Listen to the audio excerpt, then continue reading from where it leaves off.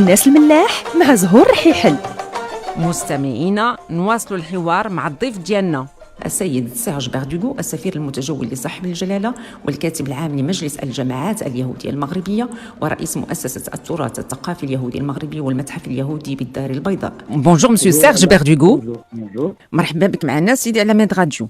Merci, vous êtes gentil de me recevoir. Monsieur Serge Berdugo, comme vous le savez, le ministère de l'Éducation nationale a publié cette année, le mois de septembre dernier, un nouveau manuel scolaire d'histoire destiné aux élèves du primaire. La nouveauté donc est ce cours introduit sur les Juifs du Maroc et sur la présence juive au Maroc. Quelles sont, monsieur Berdugo, vos impressions et que pouvez-vous nous dire sur cette décision, ou plutôt sur cette réalisation aujourd'hui au Maroc? Tout d'abord, c'est avec un immense plaisir et beaucoup de satisfaction que nous avons vu la publication pour la première fois dans un ouvrage scolaire de tout un chapitre consacré à l'affluence juif dans la constitution marocaine. Cela fait déjà un certain nombre d'années que nous nous sommes employés avec d'éminentes personnalités que vous connaissez bien, comme Simon Lévy, comme comme Albert Sasson, a essayé d'introduire la part juive dans les manuels scolaires.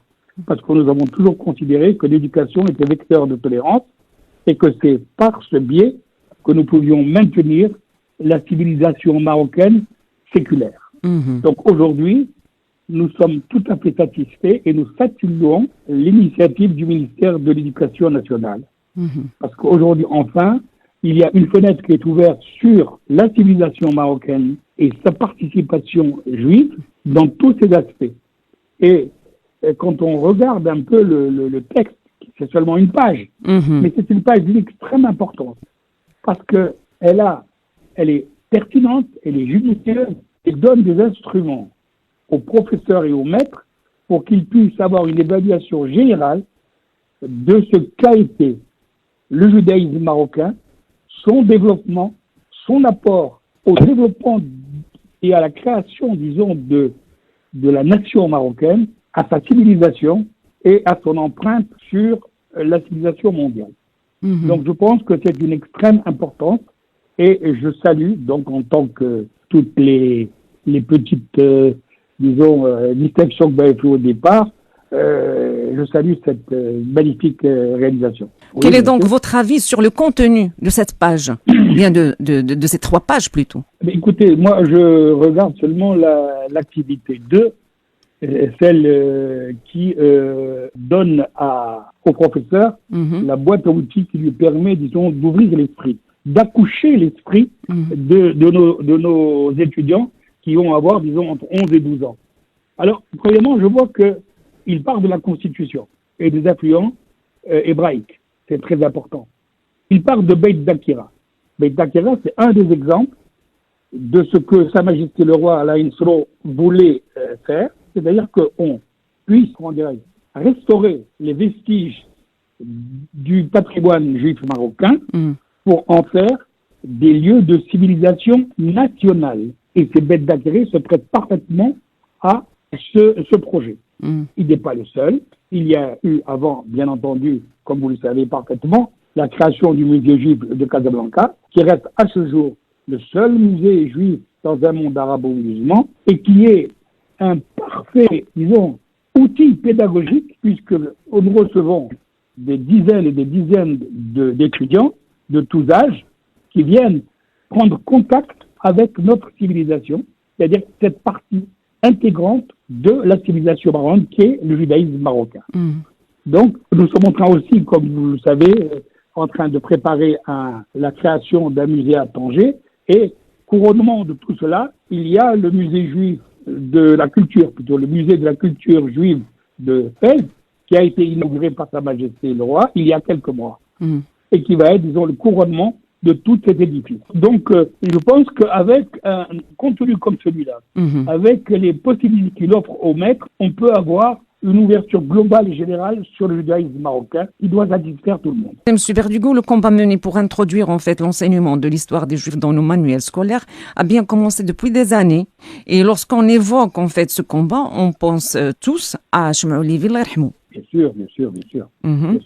Ça va de soi, comme je vous l'ai dit tout à l'heure, spontanément, Simon Lévy a été un des véritables pionniers de cette, disons, c'est pas une lutte, de cette approche de pouvoir considérer que il fallait absolument que, en absence d'une grande population juive, l'apport de ce judaïsme marocain, qui, même s'il n'y a pas une grande présence juive au Maroc, a une importance capitale, parce qu'il y a quand même 1 million de juifs dans le monde marocains, qui se reconnaissent dans ce judaïsme, qui se reconnaissent dans ces liens très forts qu'ils ont avec le Maroc, avec Sa Majesté le Roi et avec le peuple marocain.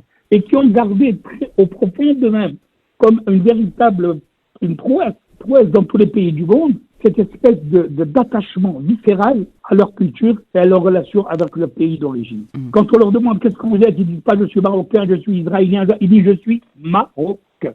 Et c'est ça qui est important, c'est d'avoir ces centaines de milliers d'ambassadeurs dans le monde entier qui défendent leur culture, leur tradition et leur lien avec leur pays d'origine. Après la publication de ce manuel scolaire au Maroc, quelle était la réaction, ou plutôt les échos de la diaspora marocaine à l'étranger ou des institutions juives dans le monde? Écoutez, je vais vous dire une chose, je crois qu'au Maroc, on ne se rend pas compte de l'importance de cette publication. Je vais vous dire, les juifs marocains, ils sont fiers que le Maroc, encore une fois, ait été le pionnier du monde arabo-musulman dans cette quête de la tolérance. Ils sont fiers. Ça, c'est une chose. Je ne cesse pas de recevoir actuellement des lettres de félicitations de toutes les organisations juives internationales qui saluent cette première. Et je crois qu'on pourrait dire, sans trop exagérer, que à quoi nous assistons, c'est-à-dire ces 3 pages d'un manuel scolaire marocain, c'est peut-être, comme on dit dans l'effet papillon, le bruissement d'une aile de papillon, mais ça va être un tsunami du point de vue médiatique. Et donc, je crois que, encore une fois, le Maroc prouve qu'il est à l'avant-garde de ce combat pour l'égalité, le vivre ensemble et la tolérance. Monsieur Berdugo, est-ce que vous pensez que cette initiative sera généralisée par la suite dans l'avenir? J'espère que c'est simplement le début. Je pense que ça doit être généralisé parce que c'est la vocation. Et je pense que Sa Majesté le Roi va s'y atteler, comme d'habitude. Comme vous savez, c'est le début. Et je pense que dans les années qui vont venir, on verra fleurir normalement l'enseignement du judaïsme marocain comme étant un des affluents, comme tous les autres, comme les Abadirs, comme les Sahraouis, comme les Andalous. Je pense que ce n'est que le début. Je suis certain que ce n'est que le début. Un mot de fin, je vais vous dire une chose. Quand on voit ce genre d'initiative, au moment où cela se passe, au moment où partout dans le monde, il n'y a que des cris de haine, de mépris, et de rejet. Au moment où l'antisémitisme et l'islamophobie s'expriment, cet acte de publier aujourd'hui au Maroc un texte dans un manuel scolaire est un acte civilisationnel d'une extrême importance et d'une portée symbolique dont nous pouvons tous être fiers. Monsieur Serge Berdugo, je vous remercie infiniment d'avoir accepté notre invitation. C'est un plaisir.